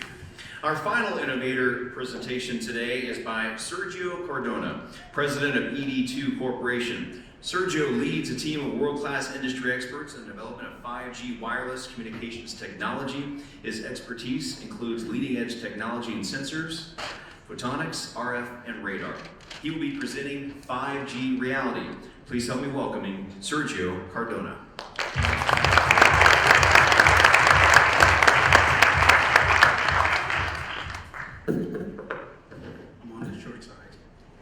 My name is Sergio Cardona. I'm President and CEO of ED2. I first of all want to thank everyone for being here. I want to thank the Arizona Commerce Authority for being a good collaborator with us, and also the Tech Council for hosting this event that, in my opinion, ED2 is an example of the benefits of this type of collaboration. You know, we collaborate not only with the University of Arizona, but with companies like Freefall. So I'm honored to be part of this region. We want to talk about a small topic, a very simple topic, 5G. I don't know if anybody has heard of it. It's like, it's been in the news once in a while. A very simple topic, 5G reality. My goal is to give you an insight of what it is, what it stands for, where it's at, and really kind of kill some of the myths that are out there. So hopefully this will help you in understand, or at least if you know more about it than me, please tell me some of the myths that are out there so we can move forward into this very exciting topic. So I am very honored to be here, especially in front of all the innovators. And after hearing the topics on the optics, I am very thrilled to be here. I'm very honored, but I have to tell you that in the future that everyone panned out, you'll need 5G. And at ED2, we're making 5G happen. And we're making it through collaboration and through partnerships, hopefully here in Arizona. So I'm very proud of that, about having technology that is meaningful here in Tucson. So, thank you.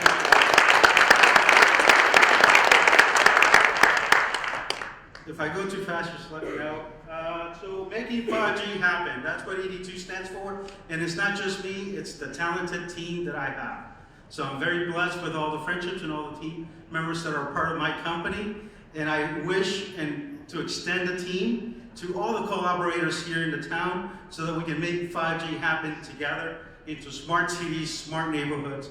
We're building Lego building blocks that will enable those things to come true. So let me start with the 5G reality. Let me start talking to you about what it is, because if you hear the news, you think that 5G is here by Christmas, okay? And Santa Claus is gonna give you this 5G widget that is gonna make it happen. I got bad news for you. It's not gonna happen, it's gonna take some time, and hopefully I'll help you understand some of those challenges. It's not because we can't do it, it's just very difficult. In the undertaking, you see all the innovators talking about all the great technologies that are coming into fruition and the future holds for us. Well, 5G is an enabler for that, and it's not an easy task. It's changing the way that we think and use technology to communicate. So right now we look at the cell phone and we got the latest widget out there, and we think that, boy, how can we even get even better than this? I got the best camera, I got the best app in the world, and it's hard for us to imagine a better future or a better way to communicate. Well, 5G gives us this insight that we're just starting. We're just beginning in this communication era where everything's gonna be connected. Everything and everything's gonna be connected, and I'm thrilled to be part of AZTC. So let's start with that. So what is 5G? 5G stands for the 5th generation of communication networks. That's what it really means. I thought when I first started 10 years ago, 15 years ago, in talking about cell phones, I thought that it meant frequencies.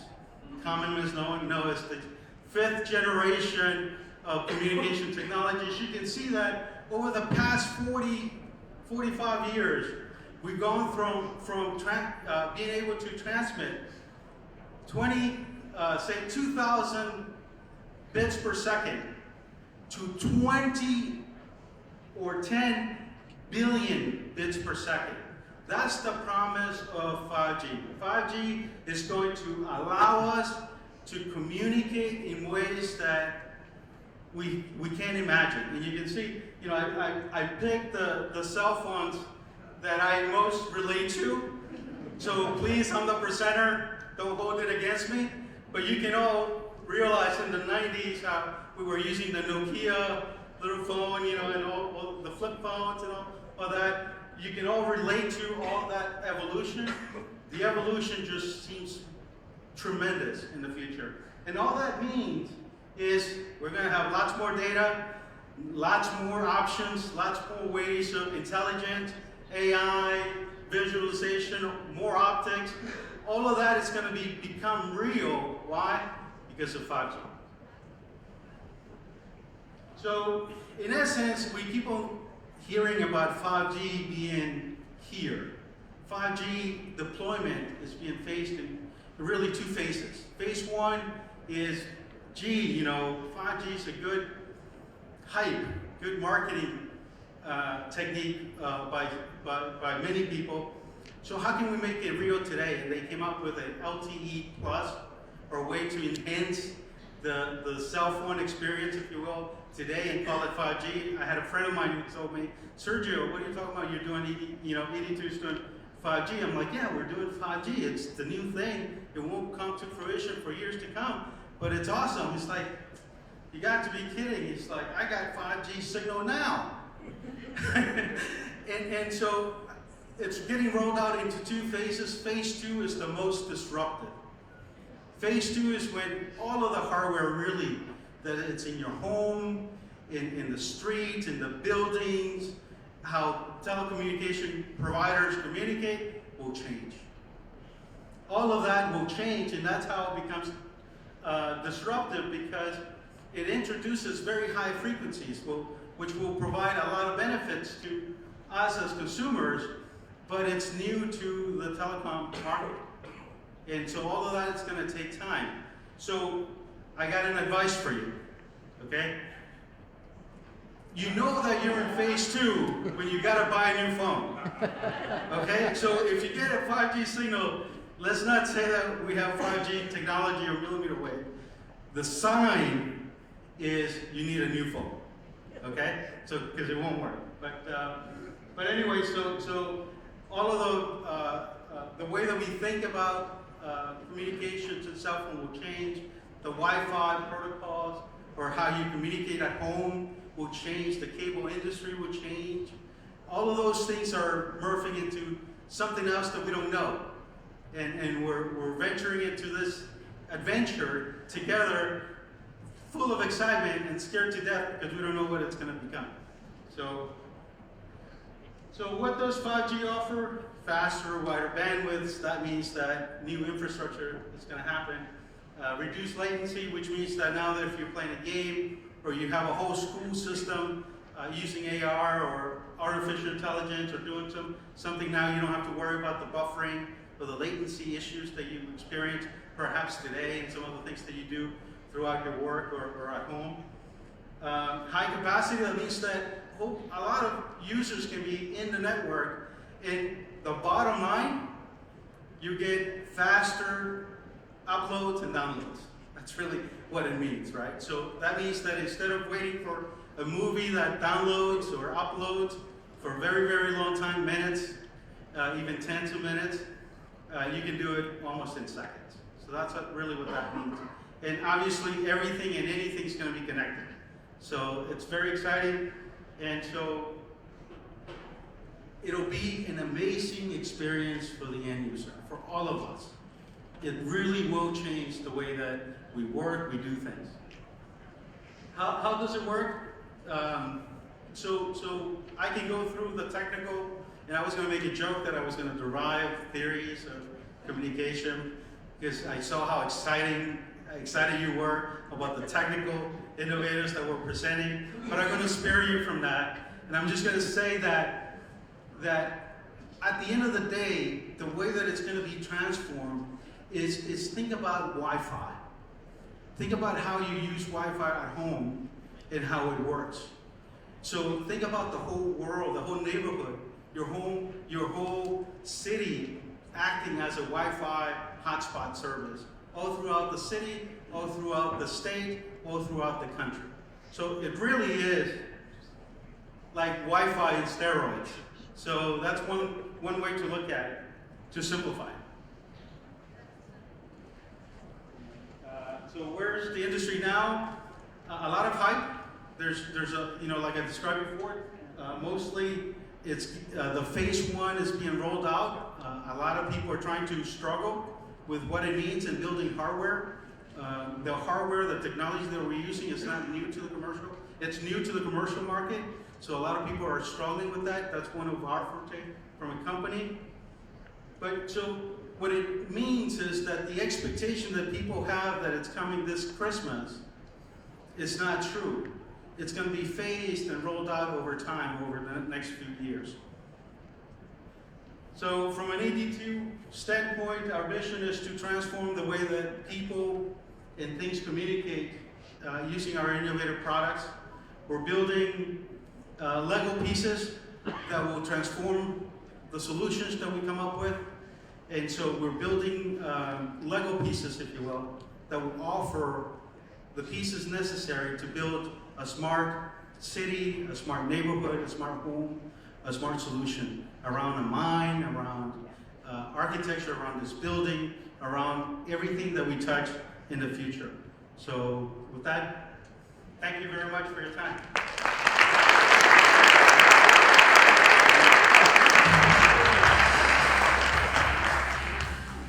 Thank you very much, Sergio. Appreciate that. Let's give a last round of applause, first of all, for the great presentations by our keynote and innovative speakers.